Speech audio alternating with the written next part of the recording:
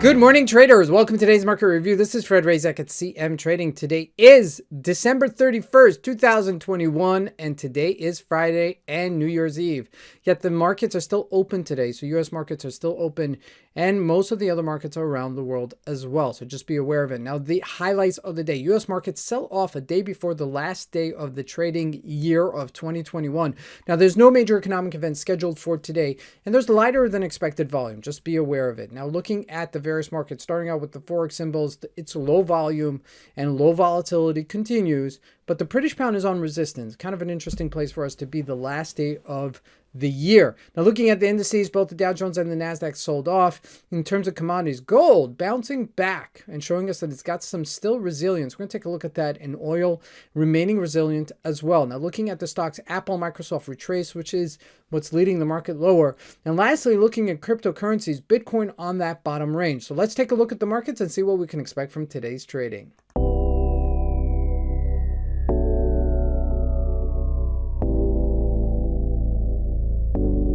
So here we go. We're looking at the Eur Usd, and just intensive purposes, look how flat this is. This is as flat as it can get. Now, I've said this to you guys many a time before. Look at that. I mean, just this past, we're looking at weekly, and it's 1, 2, 3, 4 weeks here that we've really been in a very tight range ever since we've retraced from our 122 high back in May down to where we were at the end of October, November-ish time, so early November-ish time. So this is really just showing you what a consolidation we've been in such a long piece of time. Now, looking at the Gbp Usd, this is where it becomes a little bit interesting because we're at resistance. Look at that, 1, 2. That's our resistance. We're looking at a 4-hour chart. If we look at a longer time frame, which will have much more significance, okay, that's a bounce and then a dead cat bounce, and then we traded further down. So this is really like the V formation. It's like a saucer formation right here, okay, teacup formation where you have the teacup. Now, if we do break above this, okay, we could definitely see ourselves back in that 137-ish, 136-ish area. Okay, that should be definitely something to keep an eye out. Now, we're getting, if you look at the bars on a daily, they're getting smaller and smaller. They're getting thinner and thinner. Okay, and they're also on lighter volume. Okay, so those are two things that you need to keep an eye out, because that's usually a sign that it's, you know, at the end of the move on the upside. Now, jumping into commodities, let's take a look first at gold pushing back after we trace down to 1795. Now, this is really an important level, because if it does break this 1818-ish level, we could certainly see it going to 1828 once again. Now, everybody's very bullish on gold because of what's happening with inflation.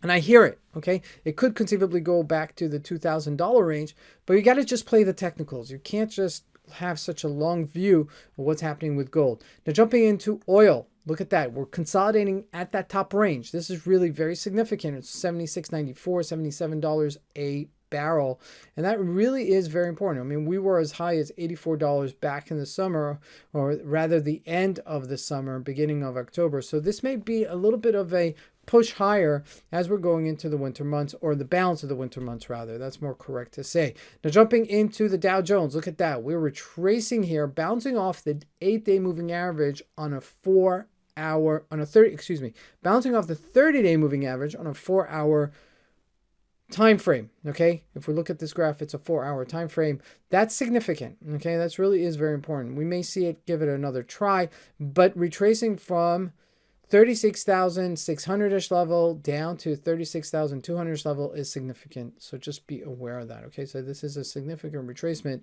And we do generally see a sell-off in the Dow Jones going into the new year. Now, looking at the NASDAQ, okay, also very choppy type of trading.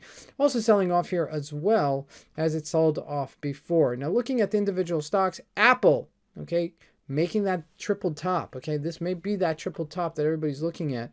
If we look at Microsoft, also on that top, triple top as well.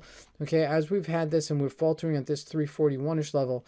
Looking at the other ones, Amazon, yeah, not so much trading really. JP Morgan was down on the day. Okay, after crossing that 30-day moving average on a daily, on a 4-hour chart, but you could look at that on a daily, it's resistance. Okay, so that's really very important to note as well.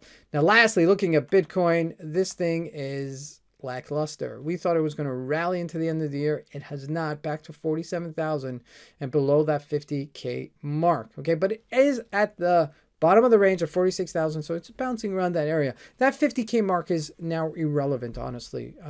The higher level is 52, resistance-ish level, and the lower level is 46. So we're trading somewhere in between that. We're at the bottom of the range here at 47,000, so something to consider. Now, again, this is the last day of the trading year, so just expect to be low volume and not be so crazy all over the place. We'll try to do a weekend review as well so that you guys can share that over the weekend. God bless. Have a great trading day. And for those that are celebrating, Happy New Year's.